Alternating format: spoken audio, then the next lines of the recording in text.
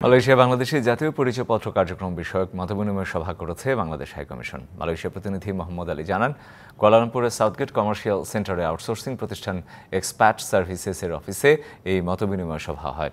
প্রধান অতিথি ছিলেন নির্বাচন কমিশন সচিবালয়ের অতিরিক্ত সচিব অশোক কুমার দেবনাথ। সভাপতিত্ব করেন মালয়েশিয়া নিযুক্ত বাংলাদেশের হাইকমিশনার মোহাম্মদ শামীম হাসান। প্রধান অতিথি বলেন, দীর্ঘদিন প্রবাসে থাকায় অনেকে এনআইডি করতে না পারায় নানা সমস্যার সম্মুখীন হন। এজন্য এনআইডি কার্যক্রম শুরু করা হয়েছে। আরও উপস্থিত ছিলেন deputy high commissioner Mohammad Khurshed Alam Khastagir, expat সার্ভিসেসের এমডি গিয়াসউদ্দিন আহমেদ সহ অন্যরা। আমাদের যে অ্যাপসটা সেটা কিন্তু বিদেশ থেকে কাজ করে না, দেশের মধ্যে কাজ করে। ওখানে আপনি অ্যাপ্লিকেশনটা করবেন এবং ছোটখাটো কারেকশনগুলো অটোমেটিক্যালি ওখান থেকে সংশোধন হয়ে যাবে। সেক্ষেত্রে আপনার বাংলাদেশে তো কোনো আত্মীয় স্বজন কেউ না কেউ আছে, সে আপনার ওই ফিটা আপনার পক্ষে দিয়ে দেবে। নগদের কাছে সব গ্রাহকই প্রিয়, তাই তো সারা দেশে ক্যাশ আউট চার্জ সবচেয়ে কম।